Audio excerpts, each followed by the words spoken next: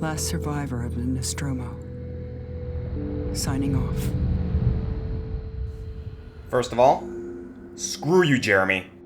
So, at the request of my patron Jeremy Thompson, I'm going to review Alien Isolation. And I'm going to tell you guys this much right now. I don't do well with horror games. It's not that I think horror games are bad or anything, it's just that they're not really my cup of tea, and I scare easily. That being said, what do I think of the game itself? It's alright. I mean, there are certainly things about this game that bother me, but overall, it's not that bad, especially for those who are a fan of the Alien movies. The story revolves around Amanda Ripley, who is searching for what happened to her mother, Ellen Ripley, during an expedition that involves some grand discovery in space. Meanwhile, she's in an abandoned spaceship that is being terrorized by a giant alien, some killer robots, and a bunch of other hazards.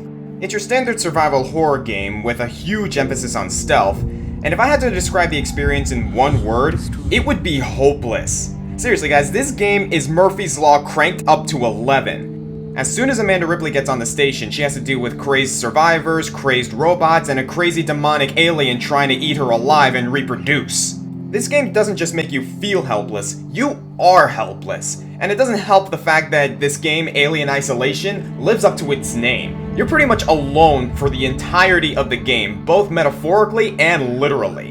And I gotta admit, the stealth aspect is very well warranted in this game, not just from a gameplay standpoint, but also making you feel absolutely paranoid and helpless in the current situation. Because most of the time, as soon as you're spotted by the enemy, you're most likely going to die.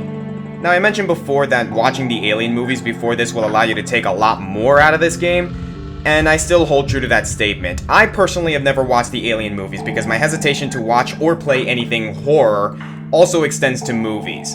So I feel that that may have affected my experience with this game because maybe I can't enjoy this game to the fullest extent if I haven't watched the movies. Though I really don't plan on watching the movies anytime soon.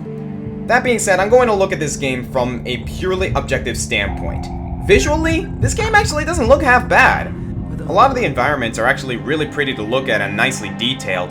The animation's a little choppy but forgiving. The designs of the synthetics are damn creepy. But I gotta give the biggest credit to the animation and design of the alien. Just watching that thing stalking the hallways with its tail slithering behind it just makes my spine tingle every single time.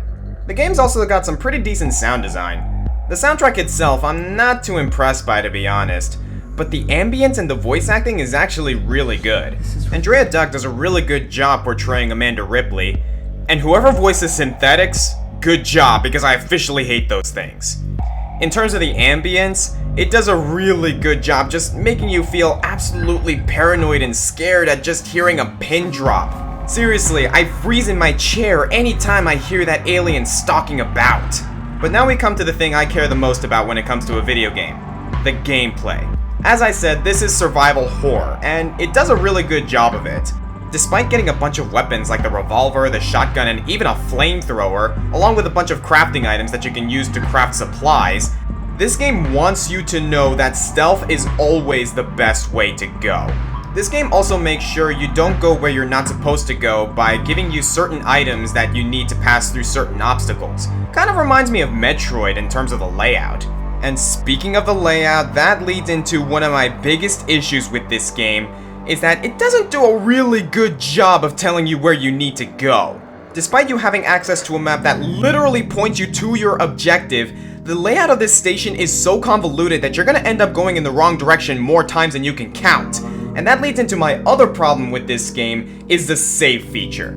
You have to save your game at these emergency phone booths, which really wouldn't be an issue, but it doesn't work in a game where a single enemy encounter can spell certain death, especially when the save points are few and far between. It leads to a lot of frustrating moments where you have to do things over and over again simply because you are too loud in trying to avoid the alien. And that issue becomes much more prominent when you get closer to the end of the game. Be that as it may, those are the only blatant issues I have with the game.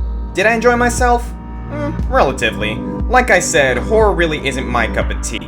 But for those of you who are a fan of the Alien movies and want a good scare and a good adventure, I'd say give this one a shot.